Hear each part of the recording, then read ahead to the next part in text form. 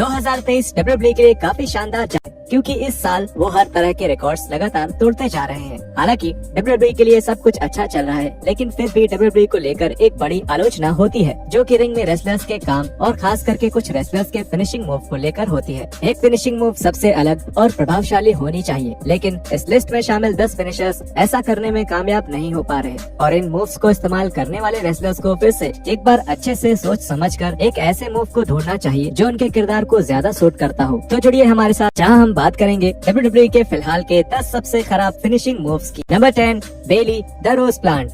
जब डब्ल्यूडब्ल्यूई ने बेली को हील बनाने का एक अच्छा फैसला किया, तब उन्हें जल्द से जल्द एक नए फिनिशिंग मूव की जरूरत पड़ गई थी, क्योंकि अब बेली एक हील बन चुकी थी, इसलिए उनका बेली टू बेली फिनिशिंग मूव अब इस्तेमाल नहीं किया जा सकता था। और तभी उन्होंने अपने नए फिनिशर द रोज प्लांट के बारे में सोचा। ये मूव एक हाथ बांधने वाला हेडलॉक ड्राइवर था और शुरुआत से ही ये मूव काफी कमजोर नजर आया। ये मूव एक फिनिशिंग मूव के तौर पर बिल्कुल बेजान लगता है और इस मूव को फैंस ने भी कभी पसंद नहीं किया। कई बार लोगों ने साफ साफ बोला है कि उन्हें बेली का कोई नया फिनिशिंग मूव देखना है, लेकिन ऐसा लगता है जैसे ये कभी नहीं होगा। इस मूव के बदलने का एक लौता मौका तभी है अगर बेली अपने बेबी फेस किरदार में वापस आ जाए और उनका बेली टू बेली फिनिशिंग मूव भी अचानक ही वापसी कर ले। नंबर 9, जिंदर महल द खल्लास।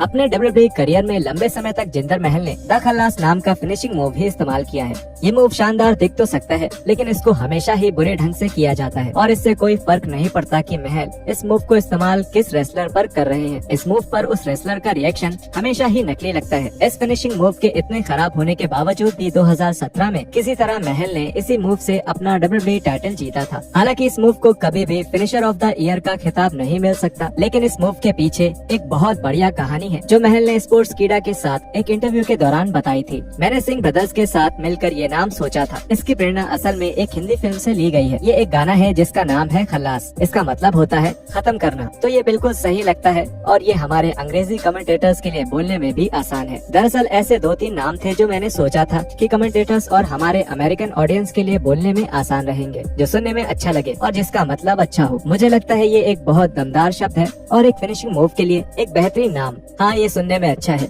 लेकिन देखने में बहुत बुरा। Number 8, Braun Strowman running power slam. 2022 में ब्रॉन स्ट्रोमैन की डब्ल्यूडब्ल्यूई में वापसी को फैंस ने काफी पसंद किया था, क्योंकि स्ट्रोमैन एक ऐसे रेसलर थे जो सच में लोगों को पसंद आते थे और 2021 में डब्ल्यूडब्ल्यूई का उन्हें निकालने का फैसला काफी अजीब और समझ के बाहर था। हालांकि स्ट्रोमैन रिंग में बिल्कुल शॉन माइकल्स की तरह नहीं लड़ते, लेकिन रिंग के अंदर का उनका काम काफी अच्छा है और उन्होंने डब्ल्यूडब्ल्यूई करियर के दौरान कई सारे बेहतरीन मैचेस दिए हैं। उनकी रेसलिंग में एक बड़ी दिक्कत उनकी फिनिशिंग मूव है। स्ट्रोमैन एक रनिंग पावर स्लैम को अपने फिनिशर के तौर पर इस्तेमाल करते हैं और जब वो 2022 में वापस आए तब फैंस को उम्मीद थी कि वो एक नई फिनिशिंग मूव के साथ आएंगे। ये मूव एक आम मूव के लिहाज से ठीक है, लेकिन एक ऐसे रेसलर के लिए जिसे एक मॉन्स्टर के तौर पर प्रेजेंट किया जाता है, उसके लिए इस मूव का एक फिनिशर के तौर पे इस्तेमाल बिल्कुल सही नहीं लगता। अगर दूसरे मूव्स की बात करें तो इसकी जगह एक चोक स्लैम या F5 का कोई नया रूप भी पुराने यूनिवर्सल चैंपियन ब्रॉन स्ट्रोमैन के लिए अच्छा रहेगा। नंबर 7, इंडी हार्टवेल फोरआर्म स्मैश।